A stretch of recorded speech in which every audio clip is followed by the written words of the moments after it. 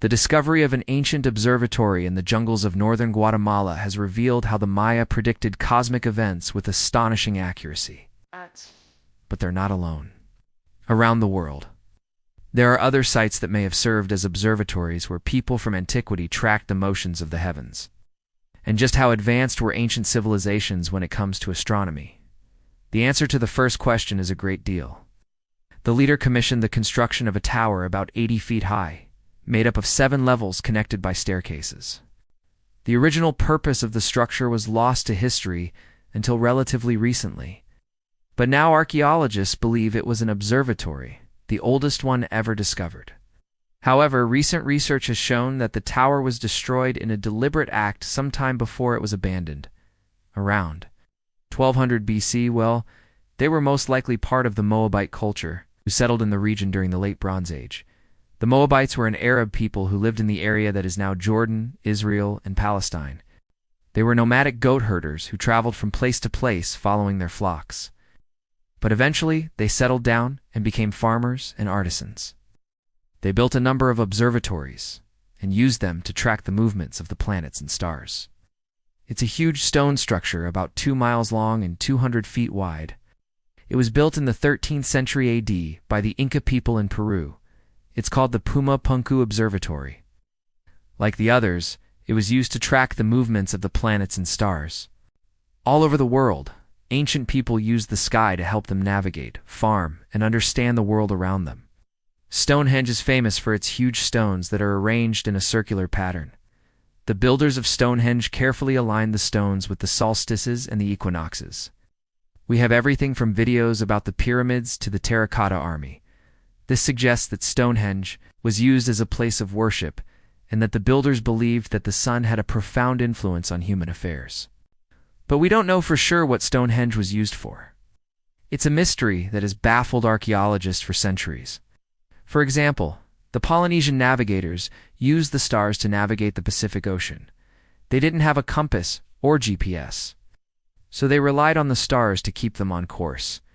The Polynesian navigators were incredibly skilled, and they were able to travel thousands of miles without getting lost. The Chinese used the sky to develop one of the earliest calendars in the world. They also used it to track the movements of the planets and to predict eclipses. The Babylonians were particularly interested in the planet Mars. They believed that Mars was the god of war, and they used its position in the sky to predict the outcome of battles. But it's much more impressive than the other observatories, because of its size and complexity. The stones are huge and weigh several tons. They're also very precisely cut and fitted together. These observatories show that ancient people were more advanced than we often give them credit for. They had a deep understanding of the natural world, and they used this knowledge to develop calendars, to predict eclipses, and to guide their ships across the oceans. Astronomy played an important role in the lives of ancient people, and it continues to fascinate us today. One of these observatories was at Hyla. It was used to observe the movements of the planets, Mars and Venus. The Nabataeans believed that these planets were gods. They built a number of temples and shrines in their honor. The Nabataeans also built an amphitheater at Hyla. It could hold up to 8,000 spectators, and was used for religious festivals and other public events.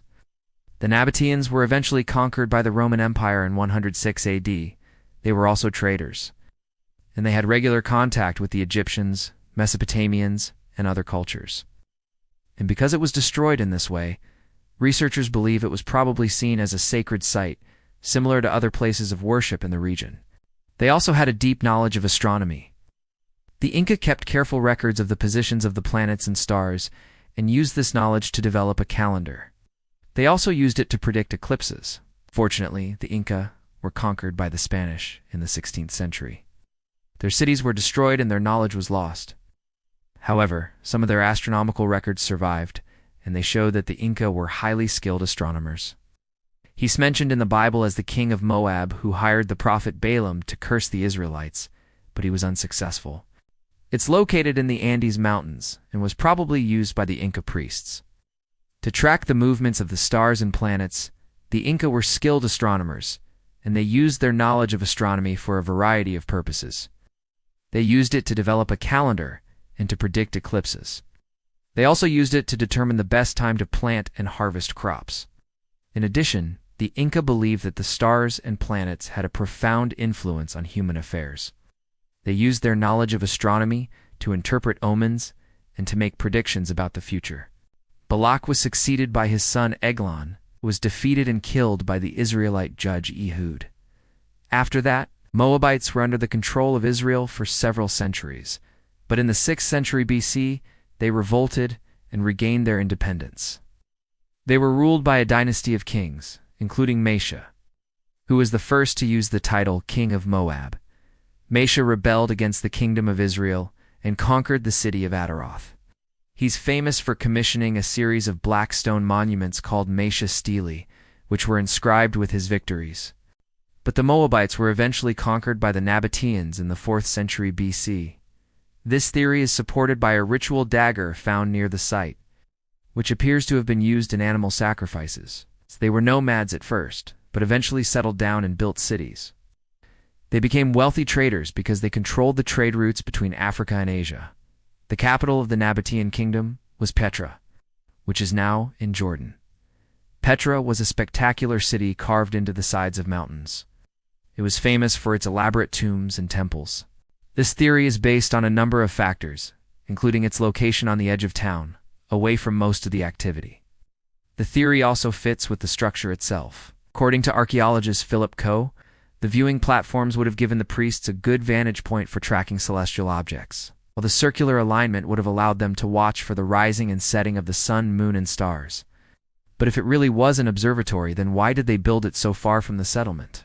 Coe suggests that it was purposely built on a hilltop on the outskirts of town to get a clear view of the sky, free from the glare of the city. The tower had viewing platforms every 20 steps, and each platform faced a different direction. Then they placed markers around the site in the shape of a circle, half a mile in diameter, with each marker aligned with a cardinal direction. In total, there are 267 markers around the outer circle. From the monuments built by prehistoric peoples for 0 years ago to the observatories painstakingly constructed by the Inca around 500 years ago, all over the world we can find structures which appear to have been built to monitor and predict astronomical events. And one of these sites is here in Jordan at Hila. But what could these sites tell us about our past? This site here in the deserts of southern Jordan is believed to be the oldest such structure in the world. It's known as the Hila Observatory, named after the nearby Bronze Age settlement of Hila, which dates back to around 3600 BC. At this time, people were starting to settle down and cultivate crops.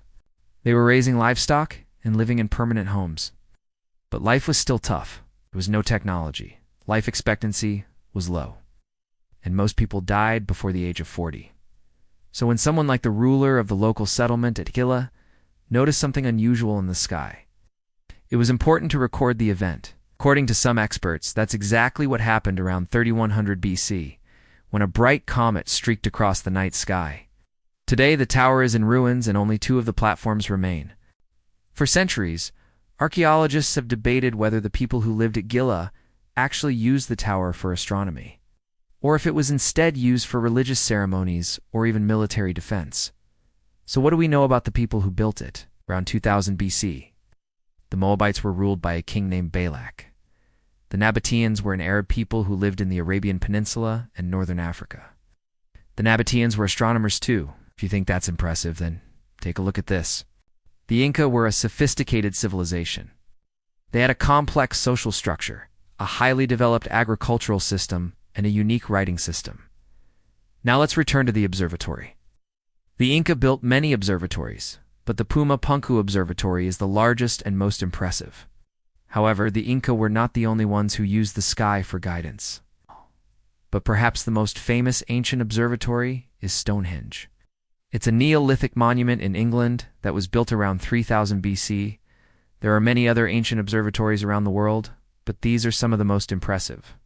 Thanks for watching. If you enjoyed this video, please subscribe and check out our other videos about ancient history and archaeology.